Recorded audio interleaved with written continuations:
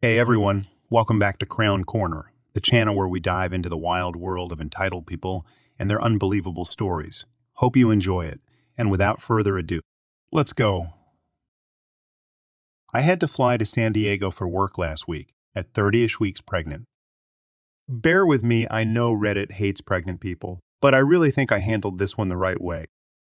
I was flying American Airlines, and when you book your flight, you pick your seat. I booked a few weeks in advance and chose a seat that was towards the middle of the plane closest to the bathroom, and I selected an aisle seat. I paid $78 for my seat because it's considered a premium seat due to legroom. My return flight was a red-eye, and as I waited at the airport to check the seats for any closer to the restroom, I noticed that the row I selected as well as the one directly across were mostly empty. Great. I don't mind getting up to move for others on a flight.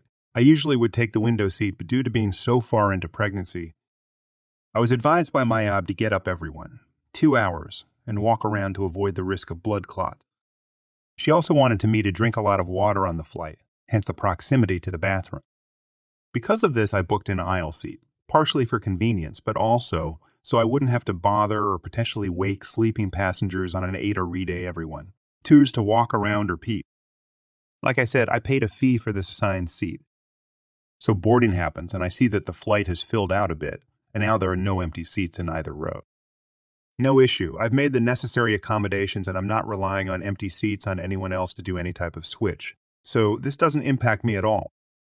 If people need to get up and move, great. A reminder for me to get some steps in. I'm sitting in my seat, and the woman who will be taking the window seat boards, and we chat a bit. And she says not to worry, she won't be a bother getting up and down as she plans to sleep, and I tell her not to worry. If she needs to get up, she won't be bothering me, and tell her I have to get up to walk anyway. Towards the end of boarding, a very, very tall man comes, and he's in the aisle helping a woman who is in the aisle seat next to mine, but like across the aisle, if that makes sense, to put her bag in the overhead bin.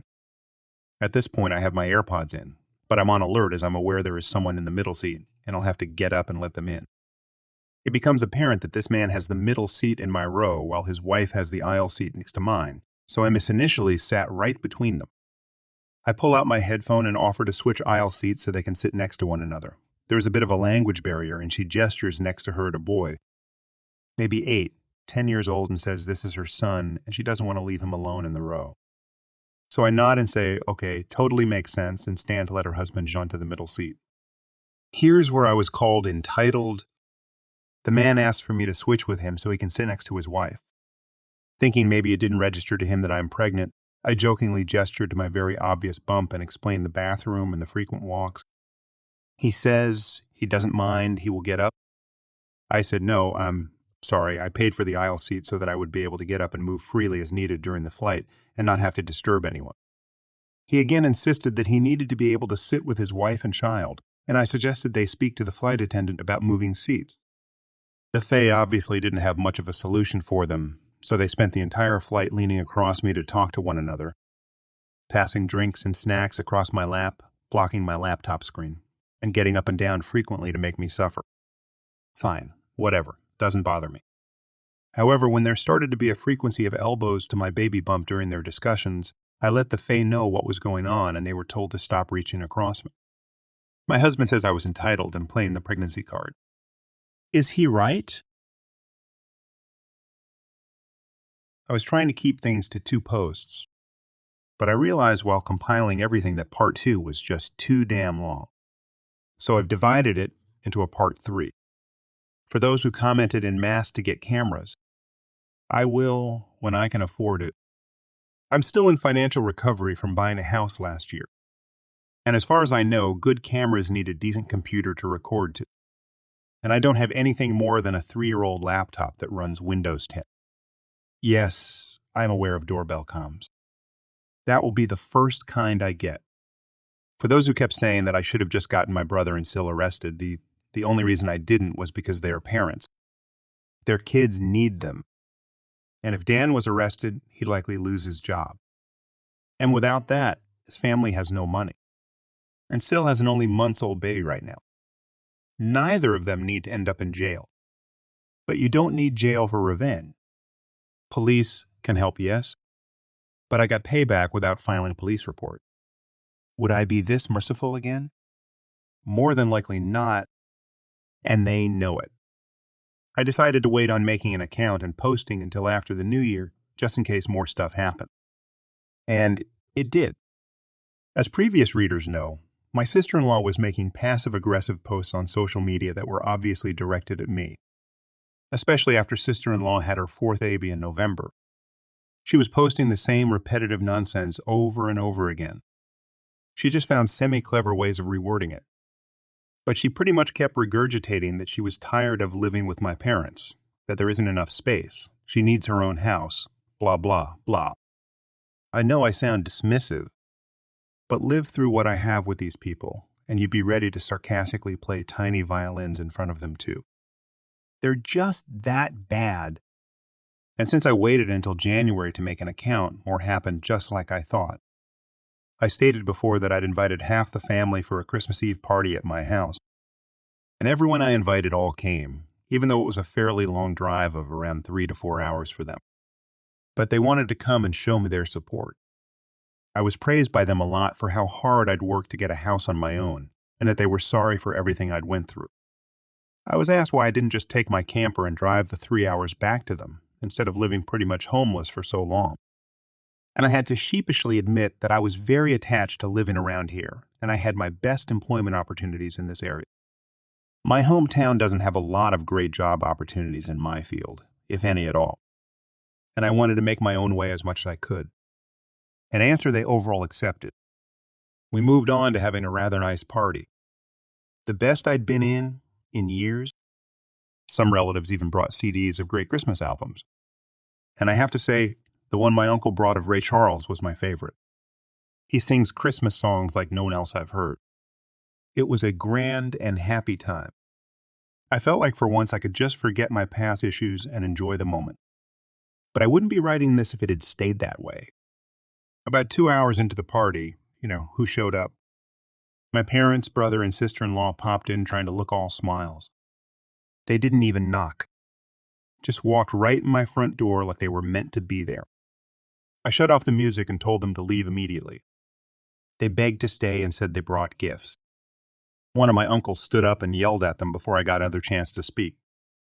And he said they don't deserve to be in my home or my life after the crap they tried to pull months earlier. And he was backed up by several other relatives. Mind you, this guy is my mother's brother. And he used to love her to pieces until he found out about the crap that went on between me and my parents. My grandparents' mother's parents, as old as they are, hurriedly got in between us and said to my parents that if they want to make amends with me, it's far too soon. And they've never been more disappointed in them than they were this past year. They'd hidden their favoritism for my brother from prying eyes for a long time. But no one was fooled anymore. And they needed to make a serious effort to try and actually treat me like a son if they ever wanted to be in my life again.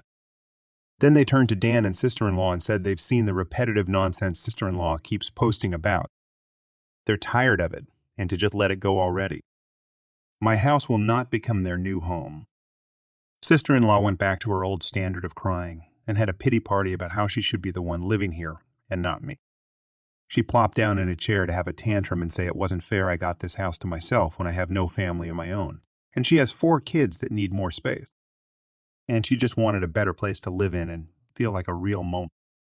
It was petty of me, but I loudly pointed out that she sucks as a mother because she lets my mother do most of the parenting while she sits on her butt all day drinking, playing on her phone, or going out and spending all of Dan's money.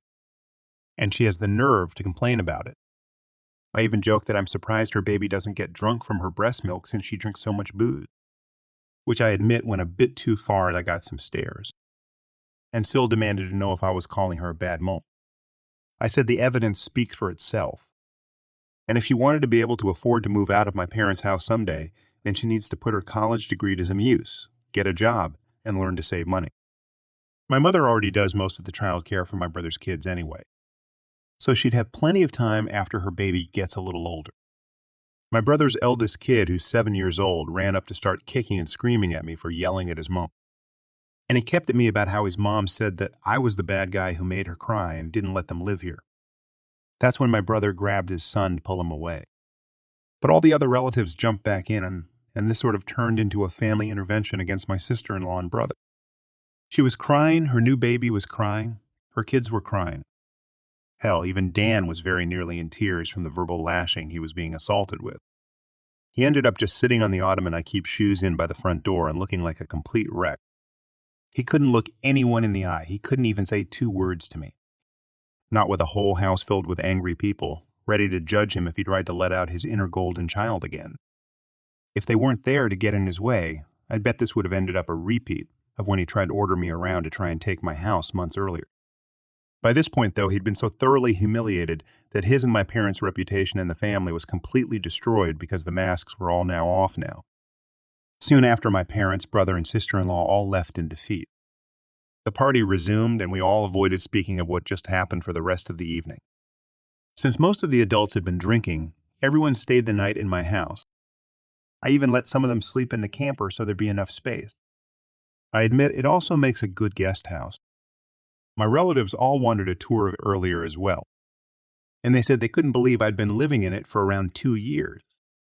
I got a lot of questions about it, like what summer and winter was like, and so on. I was up earlier than everyone else Christmas morning and had a fresh pot of coffee and some ibuprofen for those spiked eggnog hangovers a few of them had. I was complimented on being a way nicer host than my parents ever were, and we all agreed to do this again next Christmas. After Christmas, sister-in-law did finally stop making posts that were obvious digs at me and deleted all of the old ones as well. But shortly after the New Year, she more recently made a new post complaining about how she tried to convince my parents to get a camper like I did, so it could be set it up in the backyard so Dan and his family could use the whole house as their family home. Well, a taste of one's own medicine is never fun, because my parents turned that idea down, vehemently I hear. No one is going to push them out of their own home, let alone their master bedroom. The post was only up for a couple of days before sister-in-law removed it, and she has hardly posted anything since then. She loves to complain, but if a tree falls and no one is around to hear it, can it still complain? Sister-in-law, I guess, has realized there's no point in doing it when no one hears her anymore, and Dan can't afford to move his family out on his salary alone anytime soon. If they end up expecting another child in the next few years, I won't be surprised. Things mellowed down for me since then, and I've even invited friends over for a poker night. I suck at poker because I can never remember a damn thing about it. But so what? We get to drink beer and eat junk food while being merry idiots. We all loaded up on Whoopers from Burger King and just had at it the best way 4 grown men can when they just want to have a good, unadulterated time and get pissed drunk. I think maybe around summer I'll look into possibly dating someone. I'm not exactly getting younger here. Fingers crossed that goes well. My camper just sits idle in my yard now. And I admit, there were some days I went out there just to spend time in it. I did live in it for 2 years. It's like my second home. And maybe one day I'll actually get to use it for camping, like it was meant to be. I've never been camping. My parents considered it a waste of time, so it would be a completely new experience for me. This pretty much marks the end of what happened. My parents, brother, and sister-in-law have all been staying very clear of me. In fact, they seem to have gone back to acting like I don't exist, like they did before I bought a house. Not like that bothers me at all. It's better that way. But they'll inevitably come back in some way. I know they will. I just wonder what kind of stupid thing they'll do next. If anything notable like all this ever happens again, I'll make another post if this account is still active. A few years ago, I had the opportunity to teach at a private urban religious college while pursuing my Mrs. degree. It was a valuable experience for me before I moved on to pursue my PhD. The college usually assigned me to teach accelerated night courses designed for non-traditional learners, which mainly consisted of adults returning to school after a long break. I thoroughly enjoyed teaching these students. I had a great time with them. While I encountered a few challenges with some students, overall, my experiences were positive. However, there was one couple named Hannah and Larry who proved to be quite problematic. That semester, I was asked to cover a more traditional course at the last minute. Unlike the accelerated courses, this one met 3 times a week for an hour throughout the entire semester. Additionally, the class was very small, consisting of only 4 students. Normally, a small class size is manageable and can be great, but in this case, Hannah and Larry posed a challenge. They had a consistent issue with attendance, to put it mildly. They would show up for a class or two and then disappear for a week or more without any prior notice. Just when I thought they were gone for good, they would unexpectedly return, usually with a vague excuse like medical issues, car problems, or work-related matters. Initially, I tried to be understanding, knowing that life can sometimes throw unexpected curveballs. However, over time, I became increasingly suspicious that they were fabricating stories. Well, I was immediately suspicious, but I usually give people the benefit of the doubt up to a certain point, just as my own professors did for me. Their inconsistent attendance was particularly frustrating because of the small class size. Every time I prepared for a session, assuming all 4 students would be present, they would skip class and disrupt my plans. Yet, when I anticipated their absence and prepared activities for only 2 students, they would unexpectedly show up. This constant back and forth made it difficult to maintain a consistent flow in the class. What made matters worse were 2 additional factors. Firstly, whenever they did show up, both Hannah and Larry carried an entitled attitude, expecting everyone to accommodate them and bend to their will. And secondly, they simply weren't doing any of the assigned work. These 2 factors eventually reached a tipping point when Hannah, the more assertive and confident of the couple, started demanding extensions and the ability to hand in late assignment. Despite my better judgment, I would grant their requests, only for both Hannah and Larry to neglect the work once again. I usually strive to be accommodating to my students within reason, but it became apparent to me that Hannah believed she could manipulate me and get away with it. That simply couldn't stand. I have my own sense of pride and refused to be seen as a pushover. Now, I could have immediately shut them down and refused any more extensions. However, I was convinced that Hannah would cause a scene and escalate the issue to the administration. While I knew the administration would support me, dealing with the whole ordeal was something I didn't particularly desire.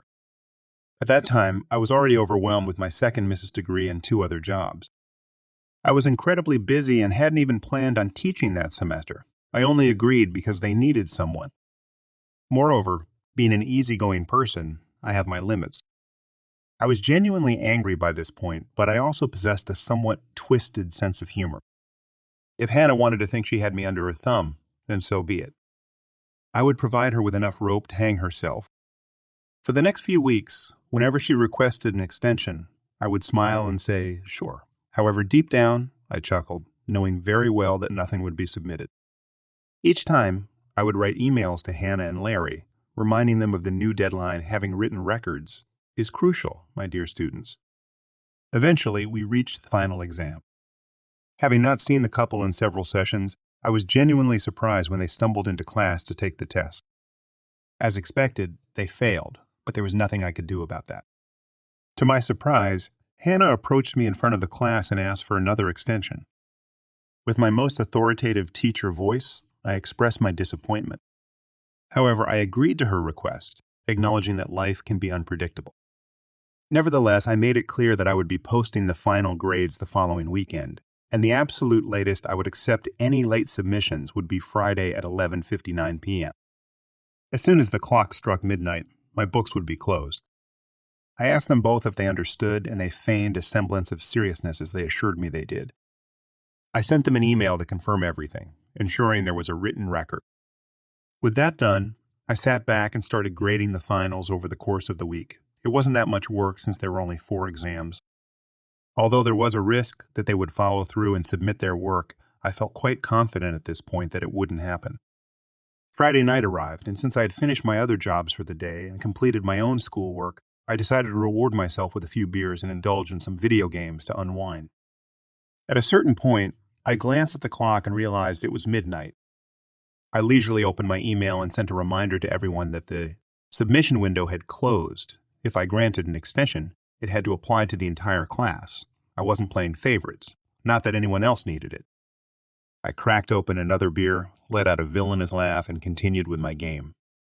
Sunday rolled around, and it was time for me to post the final grades for the semester. Normally, I despised failing students, but I must admit I had a smirk on my face as I assigned Hannah and Larry the Fs they had earned. Just 10 minutes after saving the grades, I heard the familiar notification sound of my email, followed by another one. Who could it be this time? Of course, it was Hannah and Larry. Larry's email could be summarized as, "Oh my God, didn't you receive the email with our work?" I sent it on Friday. Hannah's email expressed the same sentiment. It was clear that they were hoping to get another day or two to submit their work using this tactic. After all, hadn't I been so accommodating and gullible throughout the semester? Oh, the fools. They played right into my hands, and this was the moment I had been waiting for. To be certain, I checked my inbox again, just to make sure I hadn't missed any emails from them. I hadn't. With a satisfied grin, I responded to both of them. "I'm sorry, but I didn't receive your emails. I even double-checked after your last message. Sometimes emails do get lost." At this point, I imagined Larry smiling as he read my response. He must have thought he had won again. Oh, what an idiotic professor. Continuing my email, I wrote, "Here's what I need you to do. Go back to the email you supposedly sent me with the work. Take a screenshot that clearly displays the timestamp of the email and forward it to me along with the work you claim to have submitted. This way, it can be proven that you sent it on time." I replied to Hannah's email, reiterating the same instructions. What was their response? Did their eyes widen in realization of the consequences of their action? Did panic set in? Were there tears, remorseful cries, gnashing of teeth, and pulling of hair? Sadly, I'll never know. They never contacted me again. They didn't even attempt another excuse. And me? Well, I decided to buy some more beer that night to celebrate once again. Occasionally, I share this tale with my current students as a humorous reminder that 1. Yes, I am accommodating. 2. Yes, I have a laid-back personality. But 3. I am not a fool to be deceived or taken advantage of. It usually earns a good laugh, and if some of those laughs sound a bit nervous, well, that's even better. Enjoying the stories yet? If you do, please subscribe, like, and comment. As a small-town cop in Michigan, I've become all too familiar with the challenges of dealing with difficult situations, especially when they involve individuals like the infamous Koreans who seem to pop up regularly in our community. These encounters are always a test of patience, professionalism, and sometimes physical endurance. One particularly memorable incident stands out in my mind, an encounter that tested not just my resolve, but also highlighted the importance of swift action and standing up against bigotry. It was a regular day on duty when we received an urgent call from a gas station on the outskirts of town. The dispatcher's voice crackled over the radio, relaying the distressing situation. A belligerent racist individual refusing to comply with store policies and causing a scene. My partner and I wasted no time, sirens blaring as we raced towards the gas station. We knew these situations could escalate quickly, and our priority was to ensure the safety of everyone involved. As we pulled up to the station, the scene unfolded before us. A woman, later identified as the infamous Karen, stood at the counter, spewing hate-filled slurs at the cashier. The air crackled with tension as we approached, the woman's voice escalating in volume and vitriol. "You stupid effing N-word," she screamed, her words cutting through the air like a knife. Without hesitation, we intervened, moving swiftly to defuse the situation. But Karen wasn't about to back down. In a reckless move, she brandished pepper spray, aiming it at the cashier who stood his ground, fear and determination etched on his face. We managed to disarm her, but not before the noxious spray had its effect. The cashier, a young man just trying to do his job, crumpled to the ground, gasping for air amidst tears and pain. I rushed to his side, my heart sinking at the sight of his distress. Pepper spray is no joke, its effects immediate and debilitating. With quick thinking, I helped him outside, flushing his eyes with water from a hose and then soothing the burning with milk, a trick I'd learned from seasoned colleagues. Once the worst of it had passed, I escorted him to urgent care, ensuring he received the medical attention he needed.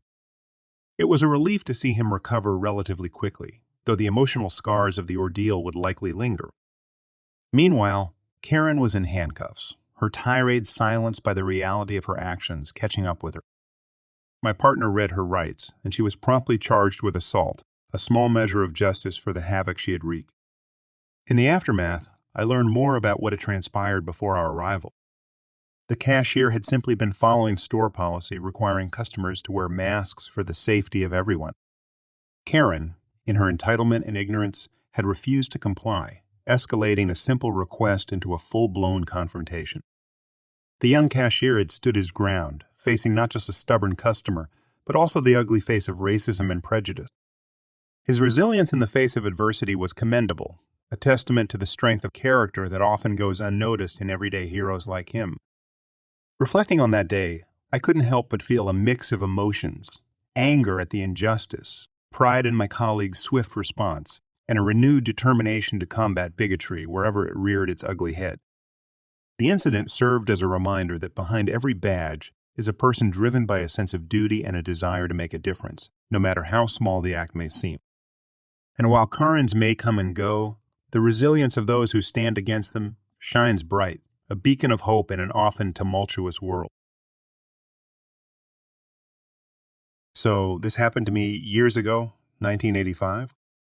My mother worked for what was the first computer supply company in the USA in lovely Compton, California, gang capital of the world at the time. She had heard they needed an order puller, and I got the job. I hated this job right away because for some reason, after working hard for 8 hours a day, I'd go to sleep and dream I was still working, so I always felt tired. Most of the guys I worked with were good guys. One was a former Mexican mafia gang member, Victor, who gave up that life and really turned his life around. One day, they hired Gino. He was an Italian-American but wanted to be a Mexican gang member more than anything. He latched on to Victor after finding out about his past and was always asking about the gang lifestyle, and he was hoping that Victor could help him get into the gang. Victor told him about his life but refused to introduce him as he gave that up and didn't want to go back. Gino wasn't happy about this. One day, I started noticing Gino was finished working before all of us, and that for some reason I was not finishing until way later than the others. I wasn't slacking or working slow, so I started to wonder why. One day, I saw Gino coming out of the warehouse manager's office area. It was just a desk between two partitions, acting strange when he noticed I saw him.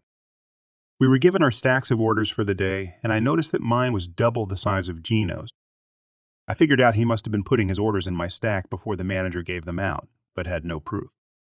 The next day, I got there early and climbed up on one of the storage racks, the kind you see at Home Depot, above the desk where I couldn't be seen. The manager was inside the office getting coffee when I saw Gino go to his desk and slip half of his orders into my pile. I waited until he left and went inside to tell the manager. He came out and counted the orders and noticed I had many more than I should have, and Gino's were half of what he gave him.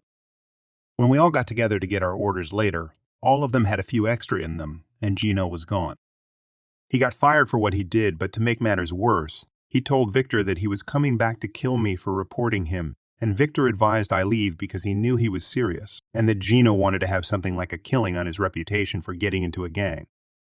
I was furious at the manager for telling him I reported him, so I quit on the spot, but not before going inside to tell my mom what happened. She was good friends with the owner and told him about the incident, and he was so sorry it happened, and he promptly walked out into the warehouse and fired the manager for putting my life in danger by not being more discreet about who reported Gino. I heard later he threw me under the bus because he was afraid of Gino himself.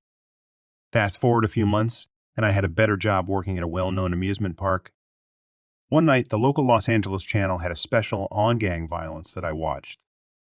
One segment was about an armed robbery in which two gang members robbed a convenience store, and the store video had the two gang members' faces clearly on the screen, and there was sound also.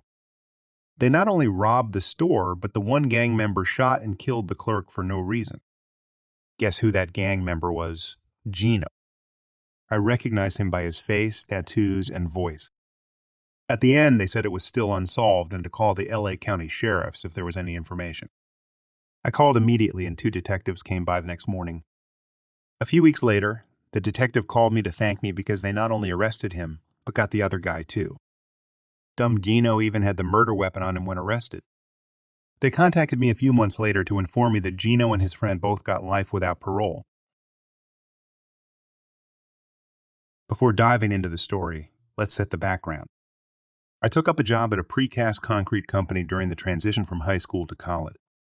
Although the job was unpleasant, the pay made it worthwhile. Our main task involved manufacturing large storm culverts and tunnel pieces that were later installed on construction sites rather than being made on site. After a few weeks of working at the company, I was trained to operate the industrial concrete mixer, which became my daily responsibility. This mammoth machine stood 3 stories tall, capable of mixing up to 4.5 cubic yards of concrete at once. It was also the most battered equipment in the entire facility, which spoke volumes about its condition.